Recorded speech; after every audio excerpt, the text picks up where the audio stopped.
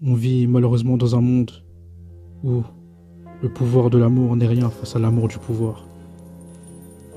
Mais l'homme n'est pas seulement un loup pour l'homme, mais aussi pour l'écosystème, que ce soit avec la 6e extinction de masse et le 7e continent plastique qu'on est en train de produire, ou avec le réchauffement climatique qui provoque la fonte des glaces, faisant dangereusement monter le niveau de la mer, ainsi que la fonte du permafrost, contenant plus de 1600 milliards de tonnes de carbone et des bactéries et des virus datant de plusieurs millénaires.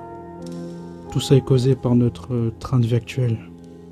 On désigne certes les multinationales comme les grands méchants, car ils détruisent l'écosystème dont on dépend sur le long terme pour faire du profit sur le court terme.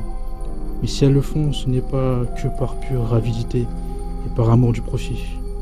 Elles le font aussi car il y a une demande de la population de par notre consommation effrénée.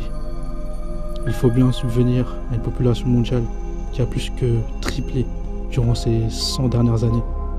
Et pas que, il faut bien maintenir notre confort qui ne fait que croître. Et on y tient tous à ce confort. En bref, on est tous responsables. Mais a-t-on réellement le choix? Parce qu'au final, nous sommes condamnés à consommer, vu que nos emplois en dépendent. C'est nos emplois et notre confort qui est dans la balance pour atténuer notre impact. Il faudrait donc, hypothétiquement, que tous les chefs d'État s'accordent pour faire effondrer volontairement leur économie et leur développement pour soi-disant sauver la planète. En gros, une dictature verte. Ce qui n'arrivera sûrement jamais. Car c'est une menace bien trop abstraite. Contrairement à la peur des fins de mois, qui est une menace beaucoup plus concrète. Et même si c'était le cas, du sang a coulé pour qu'on soit en démocratie. La liberté est un droit fondamental qui n'a pas à être bafoué. C'est à nous de décider de notre propre sort, peu importe la raison. Et même de manière plus globale, nous ne serons jamais prêts à renoncer au confort qu'on a acquis sur des siècles d'innovation et de création.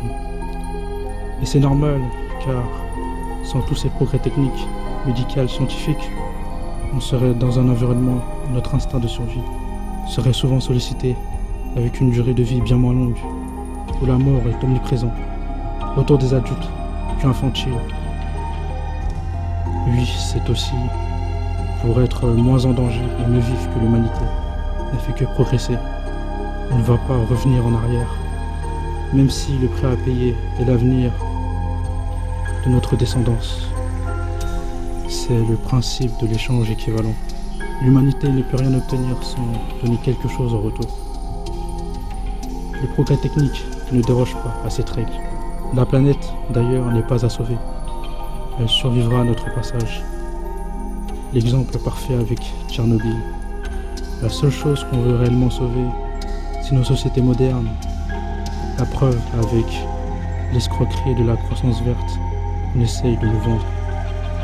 Mais des spécialistes comme Jean-Marc Jancovici, Arthur Keller ou Vincent Mignereau en parlent très bien.